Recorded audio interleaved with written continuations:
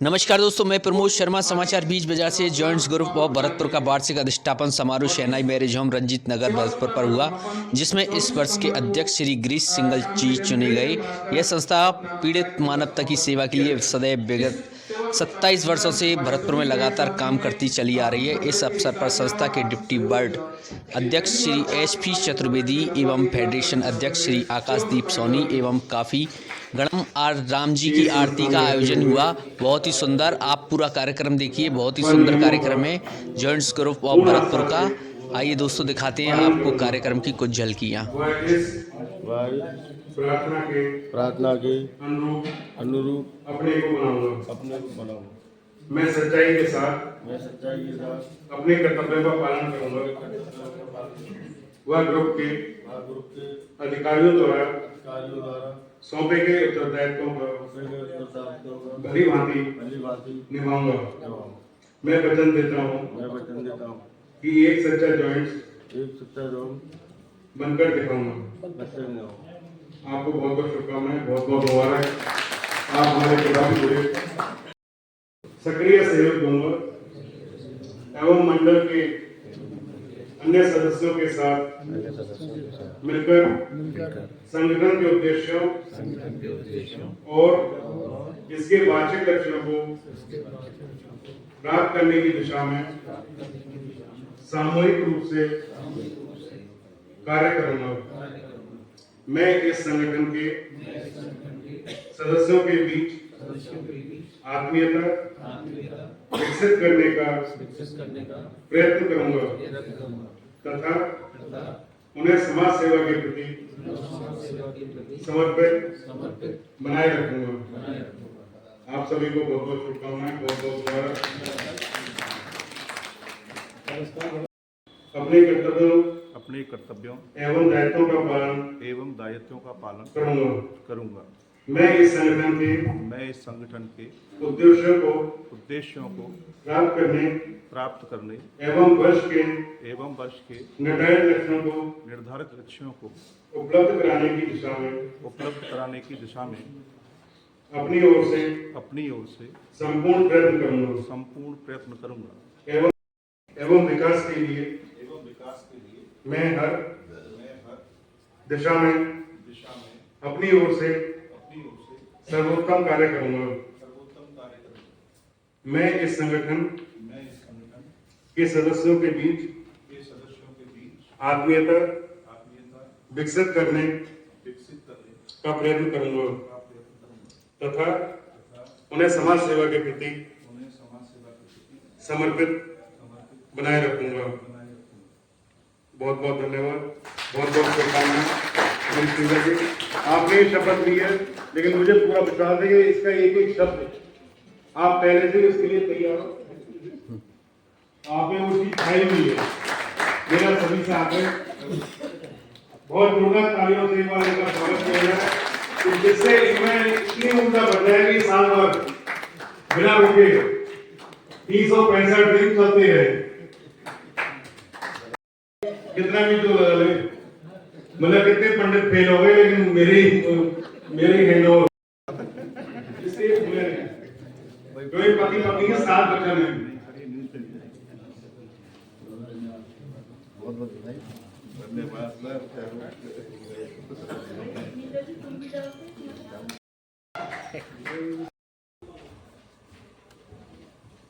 कहीं अंधेरा तो कहीं शाम होगी। मेरी खुशी, हर खुशी आपके नाम होगी।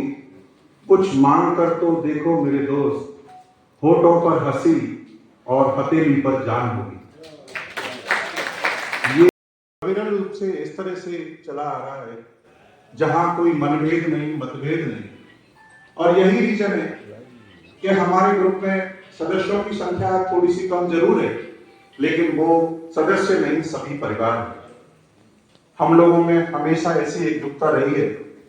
एक आह्वान पर हम सारे अपने कार्यक्रम करते हैं। हमारी जितनी भी फैमिली मीटिंग्स हैं या जो भी हमारे कार्यक्रम होते हैं, सारे पारिवारिक होते हैं। कहीं कोई विवाद नहीं, कहीं कोई अपवाद नहीं।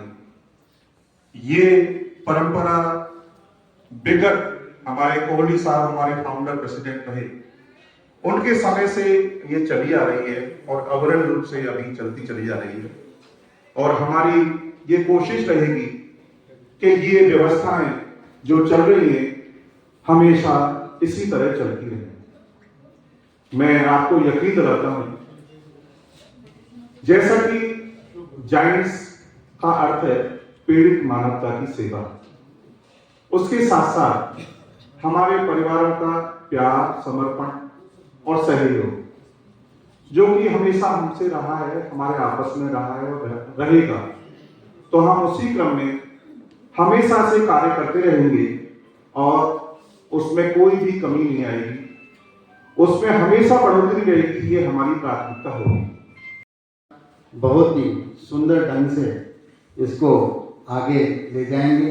मैंने अभी सुना 2023 में लगभग 1,40,000 रुपया का काम इन्होंने सप्ताह, एक जायंट सप्ताह के बीच में भी किया।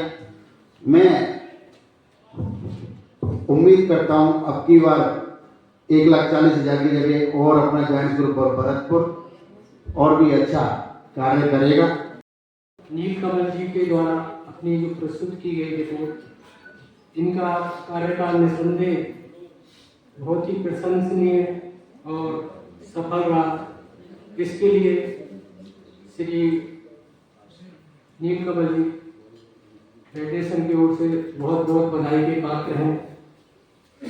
2024 के लिए अब जो बागडोर संभालने जा रहे हैं वो पहले से ही समाज सेवा में बहुत ही अग्रणी है और हमें भरोसा है कि 2024 में जायंट्स ग्रुप ऑफ भरतपुर नाम स्थापित करेगा। जायंट्स ग्रुप ऑफ भरतपुर के द्वारा ही हमारे ग्रुप जायंट्स ग्रुप और जायंट्स ग्रुप ऑफ कम्युनिटी का जन्म हुआ। जो भी हमें मार्गदर्शन मिलता है जायंट्स ग्रुप ऑफ भरतपुर से ही मिलता है। हमें उम्मीद है कि जायंट्स ग्रुप ऑफ भरतपुर इस वर्ष फेडरेशन के जो आयाम है उनको स्थापित करेगा, समाज सेवा में भरतपुर का नाम भी रोशन करेगा, जिससे कि जायंट्स ग्रुप ऑफ भरतपुर की पहचान बन सके। आज नए सदस्यों ने जायंट्स परिवार में शामिल हुए। मेरी पत्नी मुझसे एक शिकायत करती है हमेशा कि शादी से पहले कहते थे कि मैं तुमको रानी बना के रखूंगा, लेकिन रानी नहीं, तुमने मुझे नौकरानी बना के रखा। अब पति भी कभी भरे बैठे होंगे कई दिनों के, तो उन्होंने कहा कि तू मुझे राजा की फीलिंग तो दे, मैं तुझे रानी बना के रखूं। मुझे तू फीलिंग ही नहीं आने देती राजा की, तो रानी कैसे बनाऊं? बोले मैं कैसे नहीं आने देती फीलिंग? बोले 3 बजे। पहले जमाने में जब राजा होते थे, अगर वो पत्नी को कुछ भी कह देते थे तो पत्नी की हिम्मत नहीं होती थी जोर से बोलने की। गुस्ताख, जैसे ही राजा ने कहा जी महाराज गुस्ताखी माफ हो, पत्नी सीधा बोलती थी तू कभी आज तक बोली मेरे से क्या?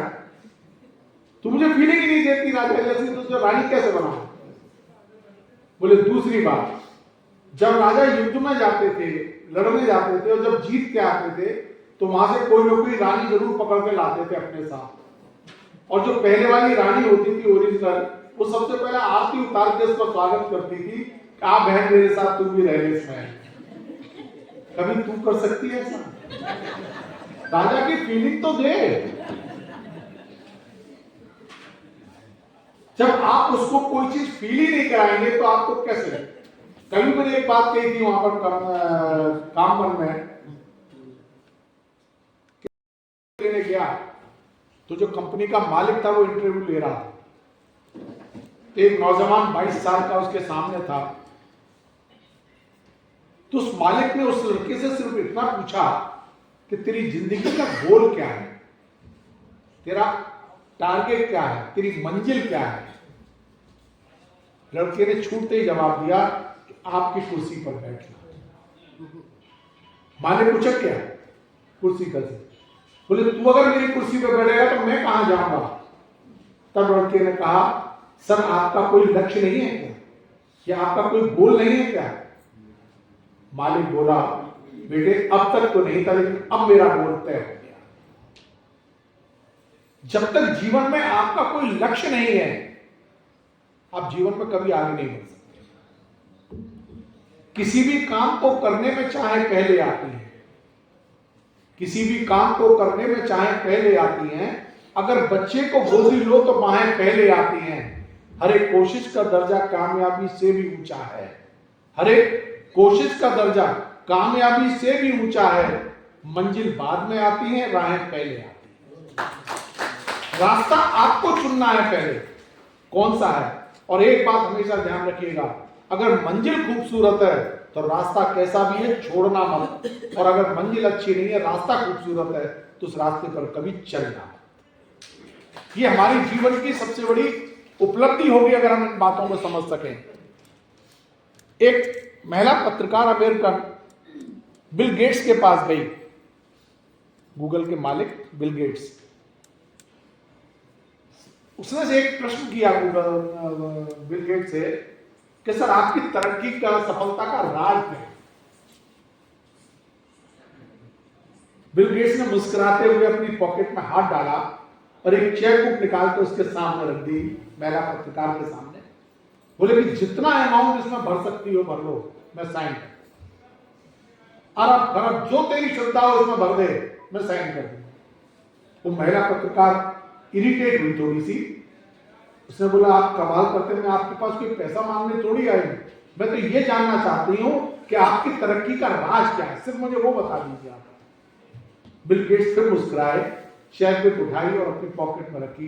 बोली यही मेरी तरक्की का रास्ता। तुम इस समय अरबपति बन सकती थी, तुम इस मौके को गंवा दिया। मैंने अपनी जिंदगी में आए हुए किसी मौके को कभी गंवाया नहीं, यही मेरी सफलता का राज है। आज तुम अरबपति बनती। जीवन में हमें बहुत से मौके मिलते हैं। कभी कभी लोग ये कहते हैं कि मेरे पास समय नहीं है, समय की कमी है। मुझे एक भी नाम दुनिया का ऐसा बता दीजिए आप जो टॉप पे पहुंचा हो, जिसने बहुत तरक्की की हो, उसके पास 24 घंटे से ज्यादा घंटे हैं। जितने तरक्की की है सबके पास वही 24 घंटे हैं, सिर्फ मैनेजमेंट ऑफ टाइम उस व्यक्ति के पास है। उसी समय में से कैसे समय निकाला जाता है, इस कला को अगर किसी व्यक्ति ने सीख लिया, वो जिंदगी में कभी नहीं कहेगा कि मेरे पास समय नहीं है। और मैं तो एक बात हमेशा कहता हूं, कभी कहना भी मत कि मेरे पास समय नहीं है। अगर ऊपर वाले ने सुन लिया तो बुला लेगा आपको जल्दी, इसके पास समय तो है ही नहीं, क्या करना है इसको धरती पर रखिए। हम अपनी कमियों को इस तरीके से ढकने की कोशिश करते हैं कि सर को ढकने की कोशिश करते हैं तो पैर उड़ जाते हैं, और पैरों को ढकते हैं तो सर खड़ा हो जाता है। और सामने वाले को जिसको जब हम ये कहते हैं तो वो समझता है इस बात को कि आदमी मुझे नहीं अपने आप को मूर्ख बना। इसलिए जीवन में कभी समय को कोसने की आवश्यकता नहीं है।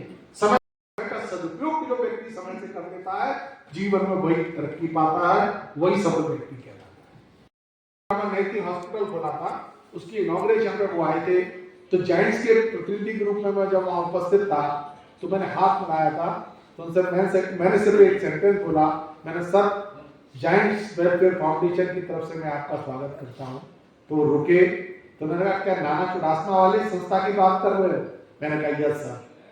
तो बोले कीप इट अप, जारी रखो। कोई भी काम हो इस संस्था का, इस हॉस्पिटल के माध्यम से यू में पहुंच गई। और वहां जो मैनेजर थे उनको कह के गए कि जायंट्स का आप ध्यान रखना। ये टाटा के शब्द थे। टाटा ने जब अपना एम्पायर शुरू किया, पहले से पिता का मिला हुआ था, साम्राज्य था, लेकिन जब उसको बढ़ाने लगे तो वो बोले कि मुझको कभी खुशी महसूस नहीं हुई कि मेरी 4 फैक्ट्री है, 10 फैक्ट्री है, 50 फैक्ट्री है। फिर मुझे लगा, यंग था मैं, तो बोला कि मैं अरबपति कम से कम हो जाऊं, पैसा इकट्ठा करना शुरू किया। लेकिन उसके बावजूद ही मुझे लगा कि मेरे अंदर वो खुशी नहीं है जिसके लिए मैं बना हूं।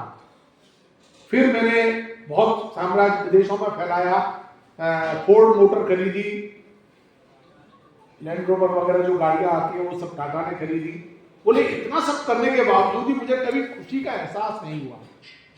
पर एक दिन मेरे एक दोस्त का मेरे पास फोन आया कि रतन, मैं चाहता हूं कि एक संस्था के माध्यम से हमें विकलांग लोगों को 200 ट्राई साइकिल देनी है। क्या तुम चलोगे मेरे साथ? रतन टाटा ने कहा तू 200 नहीं 400 के पैसे ले जा मेरे से, लेकिन मेरे पास कार्यक्रम में जाने के लिए समय नहीं। तो दोस्त बोला मैं ट्राई साइकिल तो 200 ही दूंगा, लेकिन ये शर्त है कि तुमको उसमें चलना।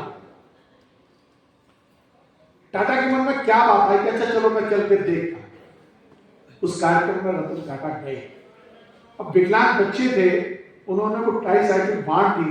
उसके बाद जब ट्राई साइकिल पर बैठ के वो बच्चे मैदान में खेलने लगे उन ट्राई साइकिलों से, कोई इधर भाग रहा है, कोई टकरा रहा है, कोई इधर जा रहा है, तो टाटा बड़ी देर तक देखते रहे और मुस्कुराते रहे। बोले पहली बार मुझे जीवन में खुशी का एहसास हुआ कि खुशी दूसरे के चेहरे पर ला करके जो मिलती है उस खुशी का कोई हिसाब नहीं। पहली बार मुझे एहसास हुआ जीवन में कि खुशी कैसे पाई जा सकती है। मैंने वहां मिली, लेकिन जब मैं चलने को हुआ तो एक छोटे से बच्चे ने ट्राई साइकिल पर बैठे बैठे मेरा पैर पकड़ लिया। तो मैंने उससे पूछा कि बेटे कुछ और चाहिए क्या तुमको? बोले नहीं। तो बोले फिर क्या चाहिए? बोले सर मैं आपका चेहरा याद रखना चाहता हूं। बोले चेहरा क्यों याद रखना चाहते हो? बोली जब मैं ऊपर जाऊं ना तो वहां जाकर के मैं पहचान सकूं क्या वही व्यक्ति है जिसने उनके जीवन में मुझको ट्राई साइकिल दिया। ये है हमारी प्रसन्नता। हम जीवन में खुशी कहां कहां ढूंढते हैं, लेकिन हमारे अंदर जो खुशी बसी हुई है हम उसी को ढूंढने में हम अपना जीवन बिता देते हैं, लेकिन वो हमको मिलती है। जंगल जंगल ढूंढ रहा है मृग अपनी कस्तूरी, कितना मुश्किल है तय करना खुद से खुद की दूरी। भीतर शून्य बाहर शून्य, शून्य चारों ओर है और मैं नहीं हूं फिर भी मैं ही मैं का। हम इस अभिमान की वजह से कुछ कर नहीं पाते हैं। 4 किले हॉस्पिटल में बांटने के बाद चाहते का अखबार में मेरी फोटो चल जाए। और बहुत से सदस्य तो क्या करते हैं हमारे मेंबर, अखबार में अगर नाम नहीं आया तो लड़ने के लिए तैयार हो जाते हैं कि मेरा नाम क्यों नहीं है अखबार के। किसका नाम, कैसा नाम, कल अखबार में क्या छपा था, कितने लोगों को याद है। लेकिन लोग अपने अहम, जब भगवान राम रावण को मारने के बाद अयोध्या लौटे तो कौशल्या से मिलने गए। कौशल्या ने कहा कि रावण को मार आए? तो राम ने कहा कि रावण को मैंने नहीं मारा। तो कौशल्या ने कहा अभी तुमने कहा कि मैं रावण को मार के आया हूं और अब कह रहा कि राम को मैंने नहीं मारा। तो बोले मां मैं फिर कहता हूं रावण को मैंने नहीं मारा, रावण की मैंने मारा। बस जिस दिन हम इस चीज को समझ गए कि हम अपनी मैं को हावी नहीं होने देना है, और हर व्यक्ति अपने आप में एक इंपॉर्टेंट व्यक्ति है। 1 लाख रुपए में 1 रुपए की कोई कीमत नहीं है। 1 लाख रुपए में 1 रुपए की कोई कीमत नहीं है, लेकिन अगर 1 रुपया 1 लाख में से निकाल दो तो 1 लाख की भी कोई कीमत नहीं है, वो भी 1 लाख नहीं रहता। बस हम अपने आप को पहचानते हैं। समस्याएं हमारा जीवन का हिस्सा है, आएंगी और आती रहेंगी, लेकिन समाधान कहां ढूंढते हैं? समस्या आती है और हम घबरा जाते हैं। और मैं आपको एक बात बिल्कुल जो बहुत बड़े ऋषि मुनियों ने कही है, हर समस्या का समाधान समस्या में ही निहित होता है। हम सिर्फ समस्या को समझ नहीं पाते हैं।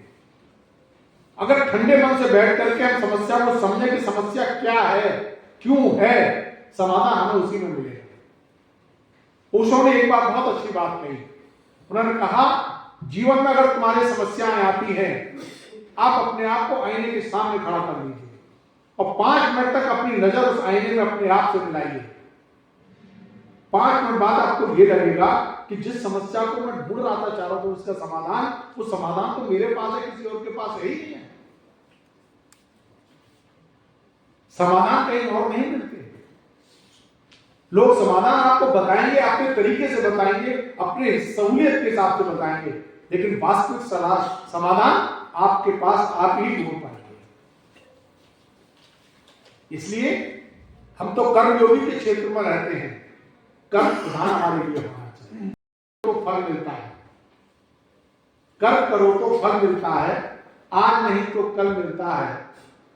जितना गहरा कुआं खोदो उतना मीठा जल मिलता है, और जीवन के हर कठिन प्रश्न का जीवन से ही हल मिलता है। इसलिए जीवन में घबराने की जरूरत नहीं है, परेशान होने की जरूरत नहीं है। समस्याएं आएंगी, चली जाएंगी।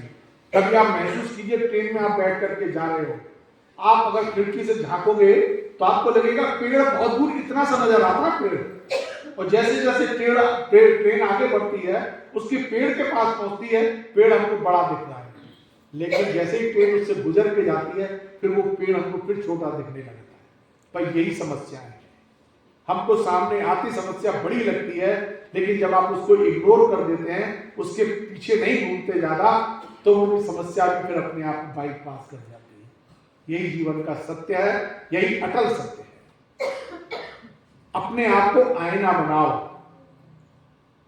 एक ही भूल जिंदगी भर हम करते रहे, एक ही भूल हम जिंदगी भर करते रहे, धूल चेहरे पे पड़ी थी और हम आईना साफ करते रहे। अपने आप को पहचानो, क्योंकि कांच के टुकड़े की तरह बिखर गए तो आपको कोई नहीं देखेगा। अगर आईना बने रहे तो लोग आपका ना चेहरा देखेंगे, और अपने चेहरे को एक आईने की तरह से बना लो। क्योंकि मैं तो हमेशा एक बात कहता हूं, रोटी आप कमाते हो, खाते हो, कोशिश करना कि आपका पड़ोसी भूखा ना सोने पाए। प्रदेश की सुरक्षा हर व्यक्ति करता है, अपने घर की सुरक्षा हर व्यक्ति करता है। कोशिश करना कि आपका पड़ोसी भी सुरक्षित हो जाए। आप देश की सुरक्षा हर व्यक्ति करता है, चाहता भी है। कोशिश करो कि पड़ोसी भी सुरक्षित हो जाए। कोशिश करना आईना बनने की, और इतने अच्छे बन जाओ कि दूसरा भी आकर के अपने अगर अवगुण भी देखना चाहे तो वो आपके चेहरे में आकर के आपकी अच्छाइयों को देख करके अपने अवगुणों को भूल जाए। जीवन में हमें ये बनने की आवश्यकता है, और जायंट जैसी संस्था हमें जीवन में यही बनने के लिए प्रेरणा देती है। इसलिए हमें आगे बढ़ना है। तो गिरीश जी मैं बहुत बहुत बधाई देता हूँ, शुभकामनाएं देता हूँ आपकी पूरी टीम को। आप अगर आगे आपके बीच यहाँ पे मौजूद है, आपसे अनुरोध कि हमारे प्रभु जी का माला पहनाकर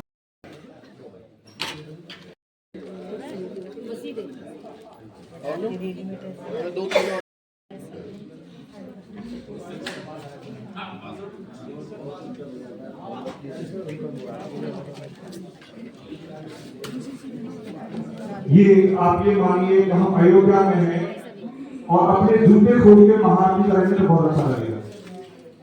हम रामलला की आरती कर रहे हैं तो जूते चप्पल अपने खोल दें और श्री राम जी की हम आरती करेंगे।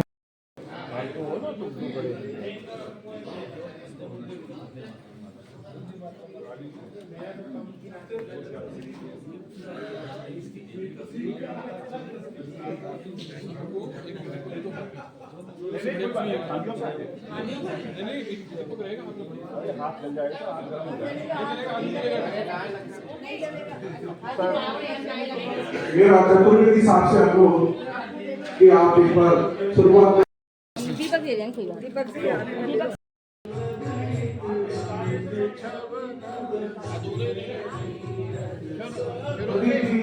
आरती को थोड़ा इशारे से करेंगे।